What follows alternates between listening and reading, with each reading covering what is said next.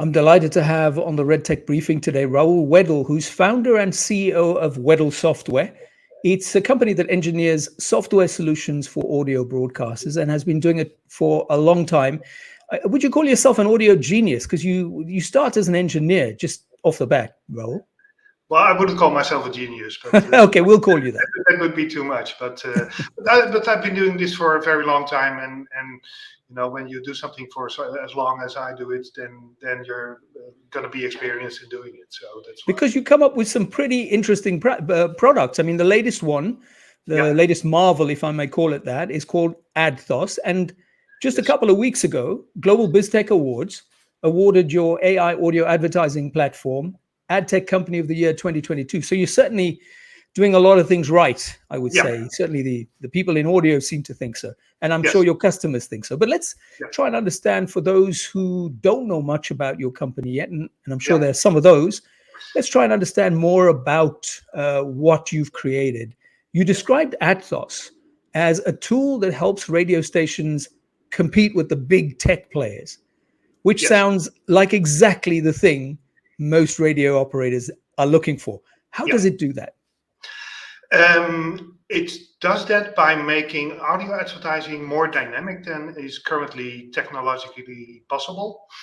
And it does that across the board, from very small advertisers to very big advertisers. For a very small advertiser, they currently can enter an ad on Google, and they just type in the text. They can do the same on Facebook. They can just do a text-based ad or a simple creative, and they can click on play and they can start it immediately running, or change it immediately. And we wanted to have the same dynamics for audio advertising, and that's why we started experimenting with text-to-speech a couple of years ago, and that technology has really taken a very big sprint in the past couple of years, and we're now at the stage with it where we can do text-to-speech that is not distinguishable from a real human. That was always the difficulty, because you would make out that you were dealing with an artificial voice, and you're saying it sounds human. You wouldn't be able to distinguish between it and a human voice. No, we in the beginning, so now everybody kind of knows what we're doing, but in the beginning, when we did demonstrations, we did those to audio engineers and broadcasters, and we just play the ads, and we asked them, do you hear anything special? Do you notice anything about the voices? And nobody. I think out of 20 times that we did it with different broadcasters, one guy said to you, maybe it's text-to-speech because you're asking about it. But it's a big technological advancement, and it's going to be not only for the audio advertising, but in all kinds of different applications. But since we are from the advertising space, that's what it is that we focused on doing. So the solution is meant to mimic the ease with which you can buy ads online. That's what it is for radio. So, Google and Facebook, all of those guys trying to make it frictionless, because obviously that's make it easy, sort of idiot's guide kind of thing, super easy to do. And that's what you're doing now. And does it take the human salesperson out of it? Or is there still some level of human interaction required for even small and micro companies? Or how far does this go? Yeah, it depends on what part of the advertising space you're looking at. So for the micro transactions, we are enabling people to do it themselves, because that's that's what this technology is about. People want to do it instantly and immediately, and change it and change their promotion from this promotion to another one if it's sold out. So that's one part of the space, but the other part of the space are very high-end advertisers.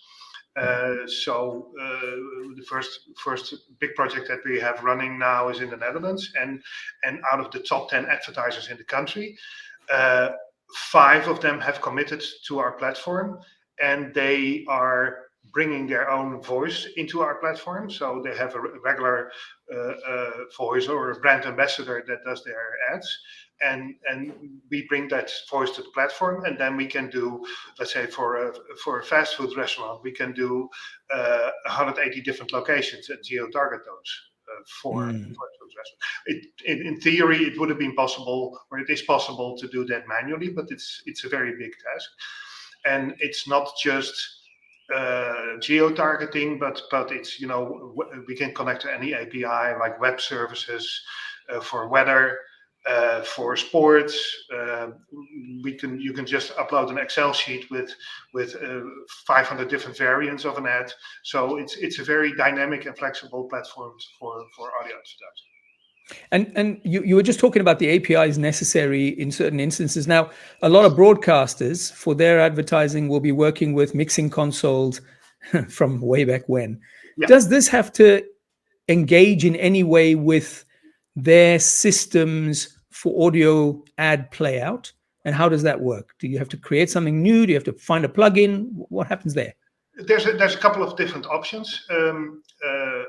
One of the options is that most automation systems for radio stations allow dynamic ingestion of a file that's usually used for news and weather, but it can also be done for ads. So we can quickly replace that in an automation system when it's coming up in a break. We also have our own solution that it basically replaces the ad playouts from an automation system, and it then allows you to instantly change those ads on the fly. So it sounds like you've thought about most things, which is great. Yeah. How now? We know that advertising share for radio certainly is declining in many markets around the world. Yeah. Do you think a solution like this gets advertisers excited about radio? I mean, I know the radio stations themselves have got to do stuff to excite the advertiser and get the audiences, etc. But does software like this start to encourage advertisers to give radio a second look, do you think? Or is that too much to ask with a software like this? No, it does, because not only for the smaller advertisers, but also for the bigger advertisers, it does enable new possibilities of things that have not been done before. So, we're doing all kinds of things, with the supermarkets or do-it-yourself markets with dynamic pricing, with the national lottery, where they announce the prize semi-live on in the ad. So I think it does attract a new part of advertisers to radio to do things that they have not been able to do before and that they were doing online because it's easier there. What about the fact that so many networks, radio networks now offer a mix? It's not like it used to be in my day where we were over transmitters. Maybe we did some events. Yeah. There's a lot more visual. So we're talking about streaming video, streaming audio. We're talking about publishing text, websites. We're talking about obviously continuing audio and audio on demand. Does your solution cover all their needs for all of these different distribution methodologies across these media? Yes, well, video is something that we don't do, and display also not. But for audio, we do integrate with audio ad serving technologies, right, like Triton Digital or AdThos. And what that means is that one creative, an ad that is made in our system, can be sent out to the radio broadcaster, but at the same time we can serve the ad to the ad server. So let's say Triton Digital, we will enter a URL in the system that points to our platform, and we serve the correct ad based on the location of the advertiser. Okay.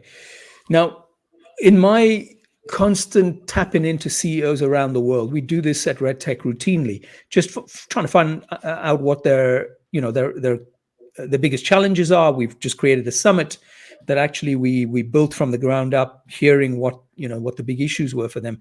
But one of the things that keeps coming up over and over again, pre-pandemic, but more so post-pandemic, is cost. Yeah, everybody's looking to cut costs. People might be asking themselves, watching this, well, how much more do I have to pay? How does this create efficiency for me? Does it help with that particular challenge?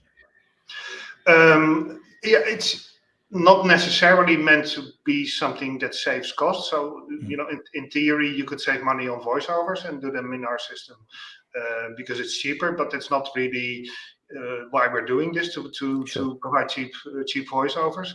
It's a tool to generate more revenue, and it's broadcasters that have to invest in ways in generating more revenue, and we're trying to make it more easy and more tangible for broadcasters. So everything that we are doing currently on the first rollouts of the first countries, we are documenting everything, what the advertisers say, what the agencies say, what it is promotions that it is that we do.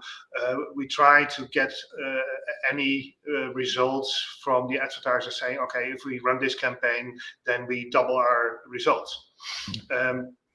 So that's what we're trying to do, and also to have a kind of a blueprint on if a broadcaster would want to roll this out, then there are customers that have hired people on sales for this to sell the solution to their agencies. They've hired people on the technical side to build the creatives.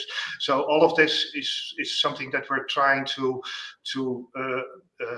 incorporate in one blueprint for broadcasters. Okay, if you want to implement this solution, this is how you should do it, and this is how it can be successful, and these are the successes that customers have had from it. Now, through these use cases that you've just had and you've talked about, are you seeing opportunities to evolve differently? Can you share yet some of the potential next steps that are coming, or is that still very much hush hush, top secret? Wait until we have another release.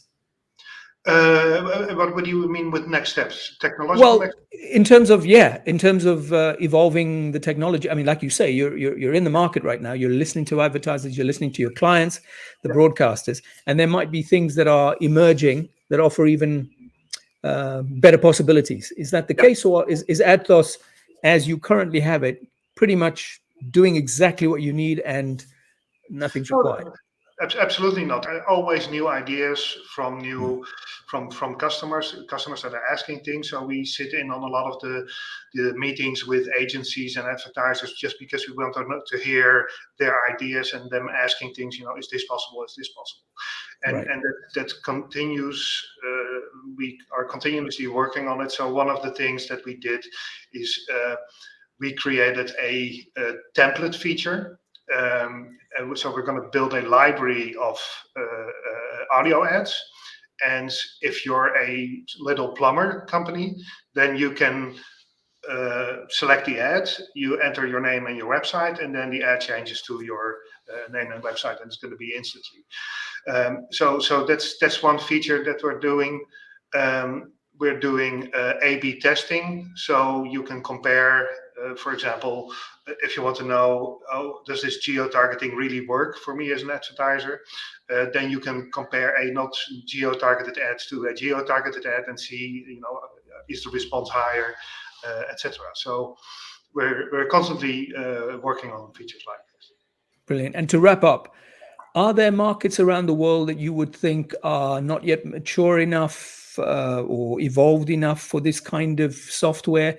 Does it require a certain level of internet advertising, let's say, or certain level of broadband speeds in the market for AdThos to be useful, or is that not even an issue? No, I don't think that's really an issue. So any country or publisher that's running an ad serving solution like Triton or AdThos, or maybe even Google Audio Ads, can use our platform to do this. And if the markets are smaller, then we have less choice of voices on the platform. So we have in US English, we currently have 40 professional voiceovers that people can use, and the smaller the country is, the more difficult that is going to be. But we're continuously working on that and expanding. That's brilliant. Raoul Wedel, thank you so much for joining me on the RedTech Briefing. This has been very educational. And hopefully, as a result of this, a lot more people are going to be interested. And if they want to know more and they didn't understand anything you say, you've got the website right there next to your name. AdThos.com, that's where they need to go. Okay, and there's some examples that people can listen to of the AI voices that we used. And well, thank you for having me, Omar. Thank you for your time. Thank you, Raoul.